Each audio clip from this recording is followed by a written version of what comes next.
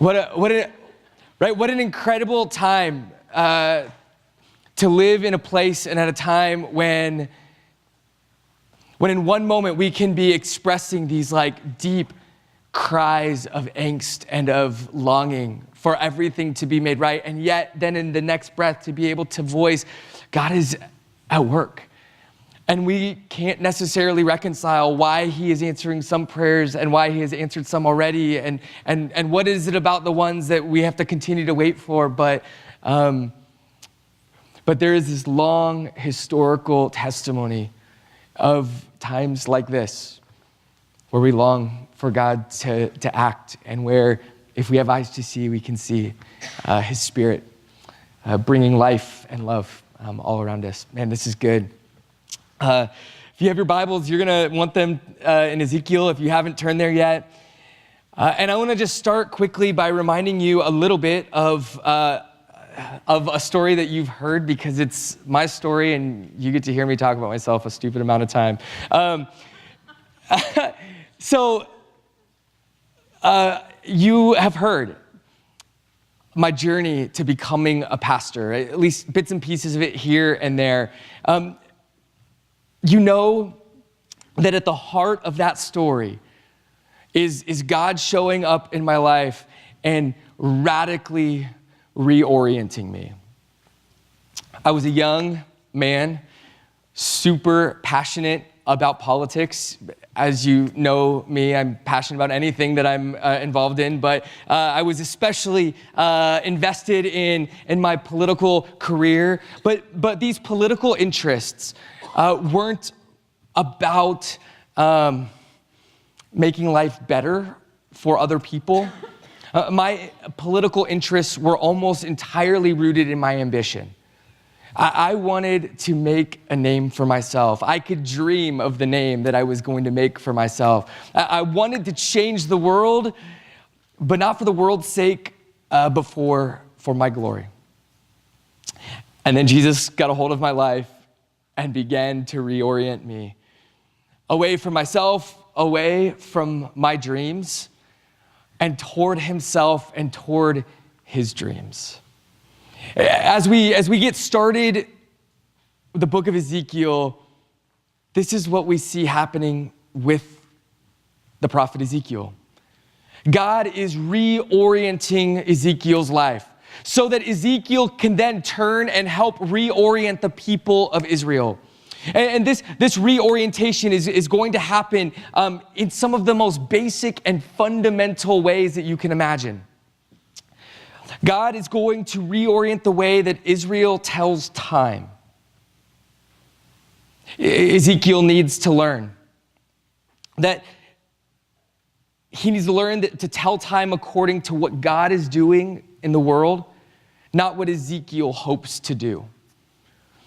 God is then going to reorient Ezekiel's understanding of place. Ezekiel needs to unlearn some things about where he lives and about where God can and cannot go. And then God is going to reorient Ezekiel's sense of calling. Ezekiel needs to let go of his personal dreams, because God is calling Ezekiel to do something else. So Ezekiel is about to have his life reoriented. And if you have ever had your life reoriented, you know that can be super uncomfortable. And so I think it's worth taking a quick peek at how all of this turns out for Ezekiel. Like, how does Ezekiel handle having God come and reorient his life? So flip with me to Ezekiel chapter 3. Verse 14, God has shown up, reorienting Ezekiel's time and place and calling, and then we get this picture of Ezekiel's response. Chapter 3, verse 14. The Spirit lifted me up, Ezekiel says, and took me away. And I went in bitterness in the heat of my spirit, the hand of the Lord being strong upon me. And I came to the exiles at Tel Abib who were dwelling by the Kebar Canal. And I sat where they were dwelling. And I sat there, overwhelmed among them 7 days. I went in bitterness. In the heat of my spirit, I sat there overwhelmed.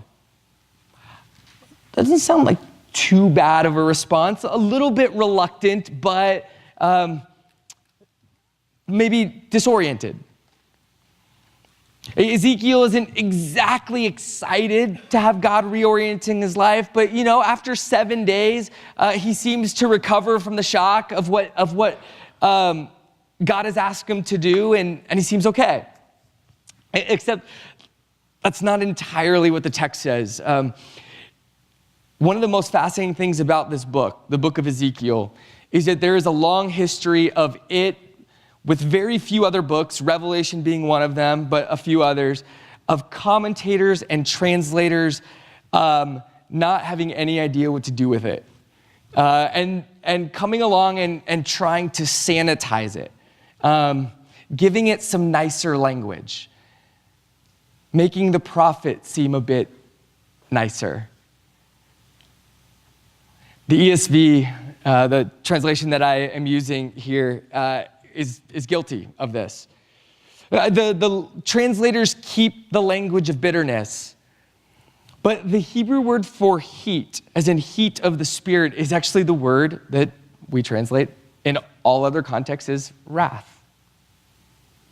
And while overwhelmed sort of sounds a little bit like somebody who's just exhausted or had just this awe-inspiring experience and just needs to regather for a minute. The truth is that the Hebrew word here more often means something like appalled. The prophet called by God, the prophet that is going to speak to us throughout this book, had to undergo a serious reorientation. And I thought long about whether to use this word to describe his response, but it's really the best word that I could think of to convey Ezekiel's feelings, his response here. God reorients him, and Ezekiel is pissed about it.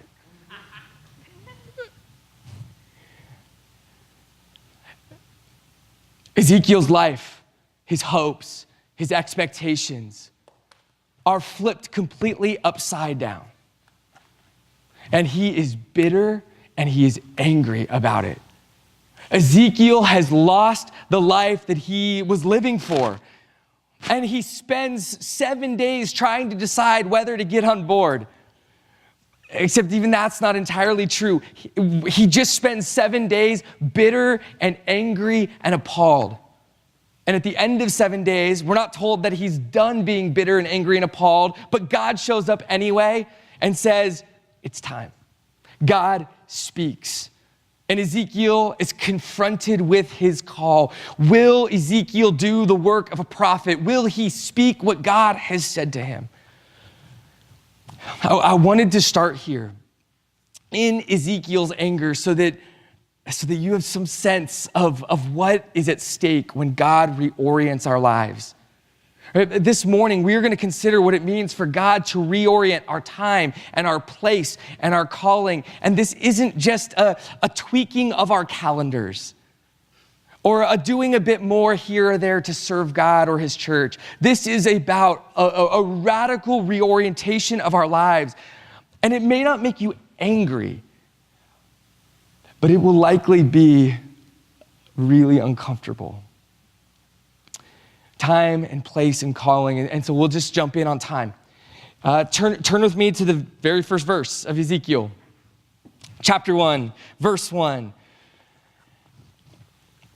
In the 30th year, in the 4th month, and on the 5th day of the month, as I was among the exiles by the Kebar Canal, the heavens were opened and I saw visions of God. On the 5th day of the month, it was the 5th year of the exile of King Jehoiachin. The word of the Lord came to Ezekiel, the priest, the son of Buzi, in the land of the Chaldeans by the Kebar Canal, and the hand of the Lord was upon him there. I don't know what you do when you hear these 3 verses, but we've spent almost a year in the prophets, and so I actually start to tune them out almost.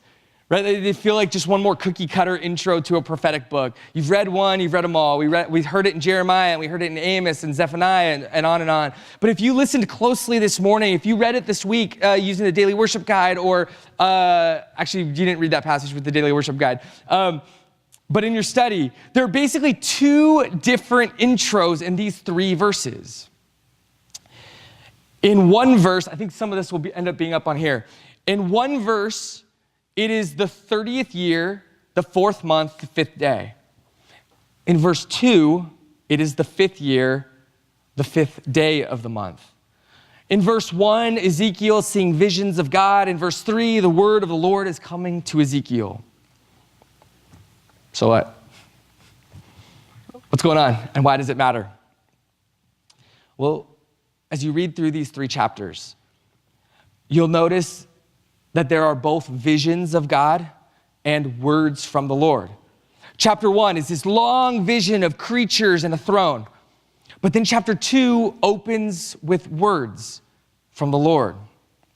And all of this is presented as one continuous event, vision and word, what Ezekiel sees and what he hears, so that all of it together is what makes Ezekiel angry for 7 full days. Well, since the first date talks about visions, and the second date talks about words, and both vision and word seem to come to Ezekiel in the same event, there's this strong suggestion that these two dates are just different ways of dating the same day. I hope you're following me on this. It's like when someone asks me how long I've been with Discovery. October is still the 10th month, and this is still the 7th day, and depending on where I start counting, this is always the 10th month and 7th day, but it could be in my 16th year. It could be in my 6th year. For those of you who are in school, some of you tell time based on your age, and sometimes you tell time based on the year in school you are. Some of you tell time by your age, and sometimes you tell time by the number of years you have sober. Right? So in these three verses, we have two ways of telling time. And the text actually tells us the starting point for the second date. And that starting point is the exile of Jehoiachin. And I'm going to give you a super, super quick history lesson here. Just to sort of remind you, there were two major deportations of people from Judah to Babylon. In 597 BC, Jehoiachin was taken, along with basically all of the rich and all of the powerful people in Babylon, which includes Daniel. 10 years later, in 587 BC, Babylon comes again, and this time they completely destroy Jerusalem and the temple, and they take even more people away from Judah and to Babylon. History lesson over. Ezekiel's book begins right in the middle of these 10 years. I guess based on that picture, right in the middle of these 10 years. Between Jehoiachin's exile and Zedekiah's. It is the 5th year of the exile of Jehoiachin, 5 years away from the destruction of the temple in Jerusalem. Remember that. This is the second date in verses 1 through 3. But what about that first one? The 30th year. What, 30 years from what? Well, verse 3 tells us that Ezekiel is a priest. And in the scriptures, we have books like Leviticus and Numbers that tell us all about priests. And you can get all sorts of background info. And one bit of background info that you probably need to know about priests from Numbers chapter 4, verse 2, is that a priest starts his service in the sanctuary at 30 years old. Now, we don't know for sure if the 5th day of the 4th month was Ezekiel's actual 30th birthday. But at a minimum, it seems safe to say that at some point during Ezekiel's 30th year, And during the 5th year of his captivity in Babylon, which were the same year, he spent his 30th birthday in exile in Babylon. Ezekiel saw visions of God, and the word of the Lord came to him. These are the 2 reference points. 30 years since Ezekiel was born, 5 years since the Babylonian captivity, all the same day. But so what, right? Who cares about a couple of ancient dates and which one you might start to count from? But what if it's here because God cares? What if it matters to God how we keep track of our years? See, remember this morning, and this passage is all about God reorienting Ezekiel, because Ezekiel is oriented to himself. He is marking time by the day that he was born. And we know this. When we count time by the day that we were born, we start to expect certain things at certain ages, right? Maybe some of you in here are hoping for the day, for the certain age when your parents give you a cell phone. Maybe there's a specific age when you are allowed to date. At 16, you can legally drive. At 18, you can enlist in the military. It becomes really easy for us to declare, I am 21 years old now, and so I deserve ... Right? Or we hit some ages and we start to feel behind. Like we should already have a home by now, or a career, or be married, or have kids. The book of Ezekiel starts out with Ezekiel counting time according to his birth, which means that Ezekiel is intensely aware of what time it is. This is his 30th year. This is when Ezekiel was finally supposed to be able to serve as a priest in the sanctuary. And yet, Ezekiel is far from home. Ezekiel is in Babylon, along with thousands of other political prisoners, the temple nowhere in sight. And we can imagine, right? Ezekiel longing for the day when God lets his people go back home. In fact, there were prophets that had been running around Babylon announcing that it would happen any day now. That God was going to send them back home. Ezekiel was oriented to himself. If you notice, there's a shift between verses 1 and 2 and 3 in who's speaking. In verse 1, in the 30th year, I saw visions of God. Verse 1 is from Ezekiel's perspective, but verses 2 and 3 are from someone else's. And it's interesting, this will be the very last time in the entire book that Ezekiel ever tells time according to his birth. In chapters 8, chapters 20, chapter 33, and a number of other places, we're gonna get more dates scattered all through. And from here on out, the dating is always according, not to Ezekiel's birth, but to the exile. Because God is reorienting the way Ezekiel tells time to the things that God is doing in the world. If Ezekiel tells time according to his birthday, he is going to be oriented to a world that just no longer exists.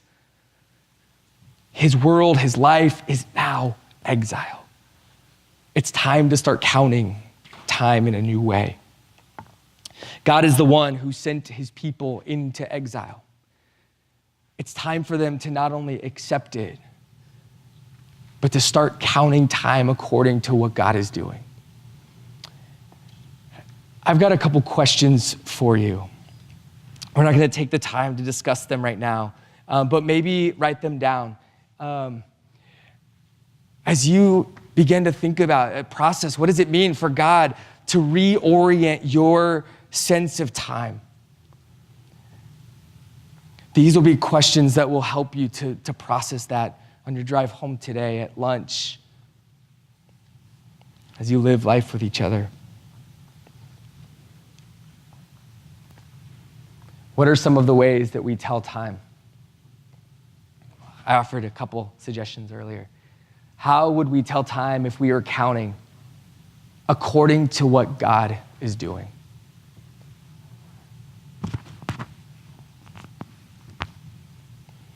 Which brings us to the second way God reorients Ezekiel. God needs the prophet to unlearn what he has learned about his place. I've been thinking lately about the way that Jane and I actually talk about our time in Kansas City. Not so much our overall experience, but really our place there. Many of you know we spent a year and a half there between when I served here as the youth pastor and now.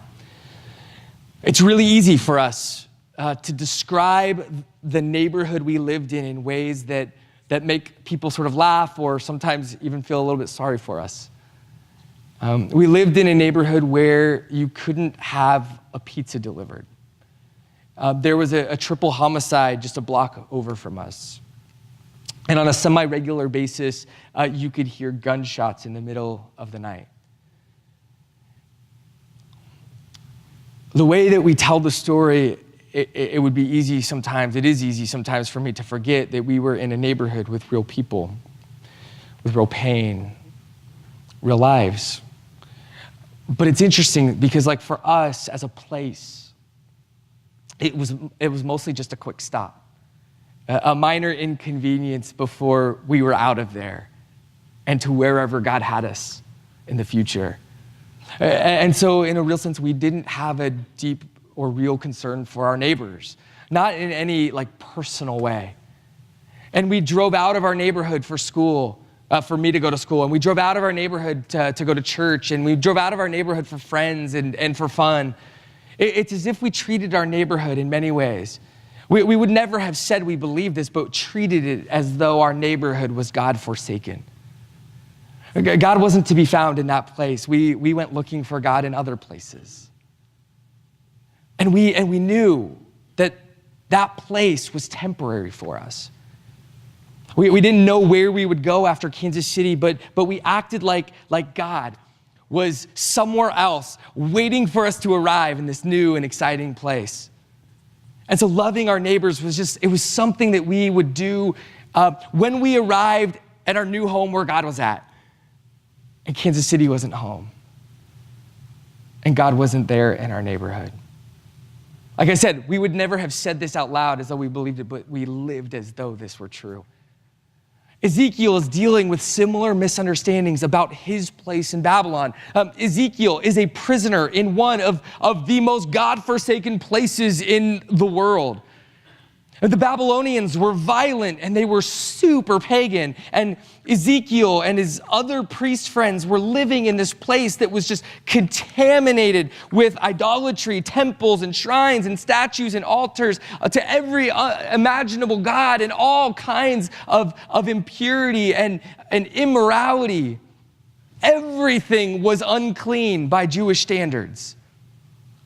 And so as Jewish prophets are running around Babylon announcing that God's going to bring us home soon, Ezekiel and the others are waiting with great hope.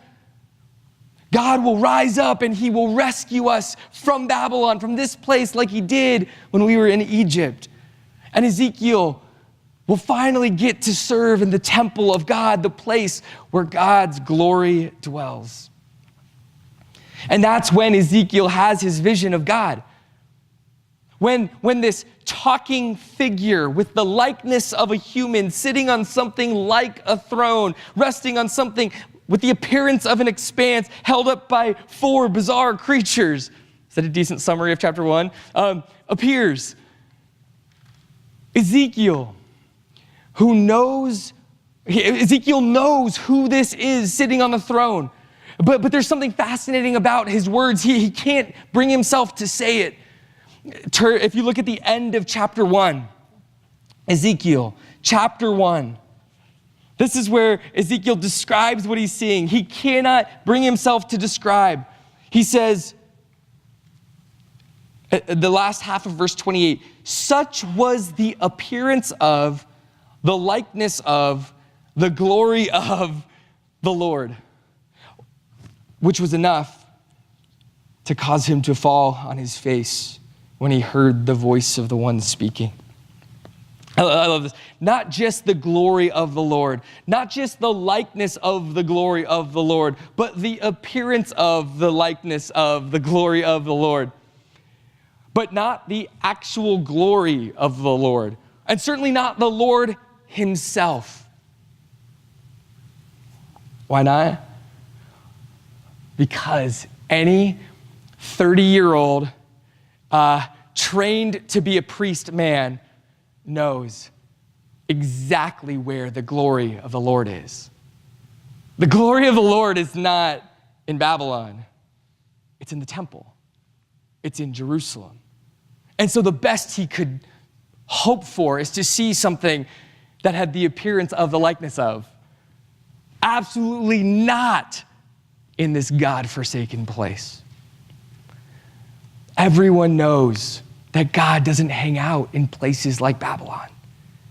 Everyone knows that, right? The Pharisees during the days of Jesus, they knew that. Why would Jesus eat with sinners and tax collectors? God doesn't dwell among sinners.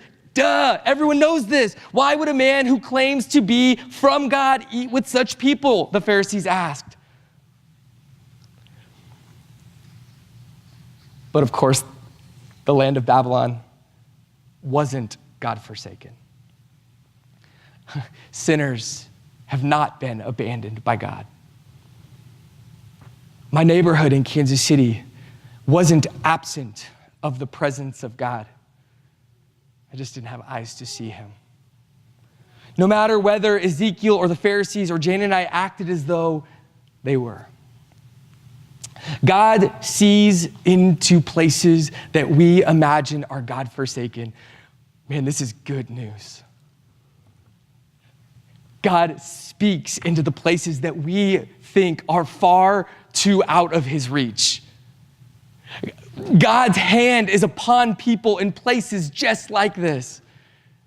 God's Spirit can blow through them. But there's more. The end of our passage, chapter 3, verse 22. We hear Ezekiel at the end of this experience, and he says, the hand of the Lord was upon me there, and he said to me, the Lord said to me, arise, go out to the valley, and there I will speak with you. So I arose, and I went into the valley, and behold, the glory of the Lord stood there like the glory that I had seen by the Kebar Canal, and I fell on my face. Love it. Ezekiel gets over the idea that this is just the appearance of the likeness of. This is the glory of the Lord. He gets over the idea that God has abandoned this place and that the best he could hope for is something like an appearance. Now, it is just the glory of the Lord, as though that's something to minimize. It is the glory of the Lord that dwelled in the temple of Jerusalem, the presence of God. But this is what it means, that God's presence is coming near. The presence of God has come near to the Babylonians. God is radically reorienting Ezekiel's understanding of Babylon. The Israelites have not been abandoned in Babylon. But the good news is that God has traveled there with them. Which means Ezekiel's ideas about where God lives and moves are also being radically reoriented. And I think sometimes our ideas about where God might be and where God moves and where God shows up needs to be reoriented. God is not confined to a temple in Jerusalem. God can appear in the places where we are most convinced that he has abandoned. Think about that next time you hear someone say that God has been kicked out of somewhere, wherever that somewhere is. See, because through Ezekiel, God is preparing his people for good news. He's preparing his people for the good news, the radical news, the news that's going to be impossible to believe, that God will not settle for merely sending his glory out to dwell among us. But God himself will take on flesh and dwell with his people, with sinners. That God will come to eat with us and to call us to good work, the good work that he has for us to do in the world. This is good news.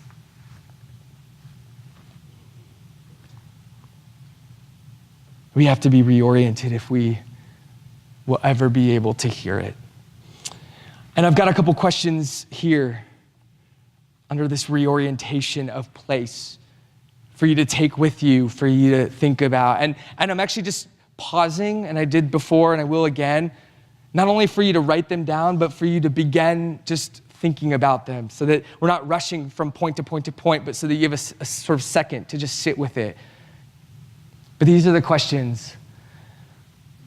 What are some of the places we treat as God forsaken? I asked our church board this at our last meeting, and it was a great conversation. I told everyone, turn off your theological hat for a second. Like, we're not looking for right answers, but what are the places that we treat? Yeah, when we speak it out loud, we go, oh, I shouldn't say that. No place is God forsaken, but there are places that we treat as God forsaken. And what are they? What would we do if we believed God has us in our neighborhoods for a reason? How might God be reorienting your sense of place, your sense of your place in the world? Which brings us to God's reorientation of Ezekiel's calling. Ezekiel already had a calling. I don't know if you ever feel like this, but like life is all right, and you didn't ask for God to show up and give you something you thought you already had. He was born to be a priest. Hadn't God given him that? But there's something interesting about the calling that Ezekiel was looking forward to. Being a priest in Judah was actually a fairly cush job. Think for a second about the very worst television preachers with their private jets and their mansions. And you will catch a glimpse of Judah's priests. Or think for a second about celebrity pastors with their huge fan following. And you'll get a catch of Judah's priests. Or think about decades of various presidential spiritual advisors, pastors, given access to the halls of power if they will tell the president what he wants to hear. These were the priests in Judah. Rich, often at the expense of the poor. Famous because of their cultural influence, their authority, and powerful because they knew how to manipulate those who were in charge. This is the inheritance that Ezekiel was born into. The inheritance that he was 5 years away from attaining when he went into exile with Jehoiachin. This is the life that Ezekiel longed to return to. And when the glory of the Lord makes an appearance in Babylon, you have to imagine that Ezekiel thinks it's time to pack his bags and to get going. But God didn't come to announce the Israelites' release from captivity. He came to meet with his people in captivity. He came to invite his people to return to him while they live in captivity. He came to reveal their sin to them. He came to warn them about rebellion. And God enlisted Ezekiel to be his spokesperson. And Ezekiel is appalled by this call. See, there is no position of power and prestige waiting for Ezekiel. He thought there was back in his homeland, but there is not one here. There is only the pain and the loneliness and the rejection that comes with being a prophet. In chapter 3, verse 4, we hear this most clearly. The Lord said to me, Son of man, go to the house of Israel. This is the house of Israel living in Babylon around him. And speak with my words to them. For you are not sent to a people of foreign speech and a hard language, but to the house of Israel. You're not sent to many peoples of foreign speech and a hard language whose words you cannot understand. Listen to this. Surely if I sent you to such, right? He's saying, if I sent you to people who can't even speak your language, right? And so who it's impossible for them to understand you, they would listen to you before your own people. But the house of Israel will not be willing to listen to you, for they are not willing to listen to me, because all the house of Israel have a hard forehead and a stubborn heart. Ezekiel is almost identical to Jeremiah in this way. They've both been called to preach messages that are unpopular. But it's interesting to think about the difference between Jeremiah and Ezekiel, right? Where Jeremiah was called from nothing, Ezekiel's being called from everything. Ezekiel doesn't lose all of his training as a priest, but Ezekiel doesn't get to serve in the house of the Lord. In fact, we're told at the end of this chapter, this section, that Ezekiel is basically to lock himself away, not in the house of the Lord, but his own house. He's to do his priestly prophetic work from a small refugee hut. Ezekiel doesn't get to give people exciting news. He doesn't get to run out to the crowds and say, God's sending us home. The false prophets, they're the ones who get all the adoration and the attention for that message. Ezekiel has to be the bearer of bad news. Not only that they're not going home yet, but home is about 5 years away from being completely destroyed. Ezekiel was going to be a priest with power, but God reorients his call. Ezekiel will now be a prophet. And everyone knows what happens to true prophets. This is why Ezekiel is angry. All of his dreams are dissipating as God reorients Ezekiel's calling. But I'm reminded of Jesus, who Philippians 2 tells us was in very nature God, but took the form of a servant in human likeness. And he called young fishermen, and he called them to be fishers of men. And he called tax collectors to come and to be the servants of another kingdom. And he called Saul, who was zealous in his persecution of Jesus, to preach the life-giving gospel of Jesus. Do you see how God continues to reorient in the same way that he is calling us? He's calling us away from lives that we are building for ourselves to labor in building his church. Calling us away from building the world to blessing it. Calling us out of a life of consuming and into a life of serving and giving away.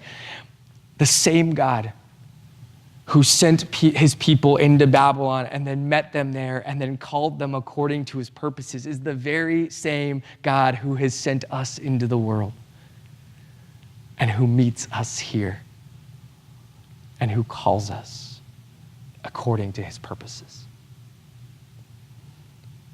Will you be reoriented by him today?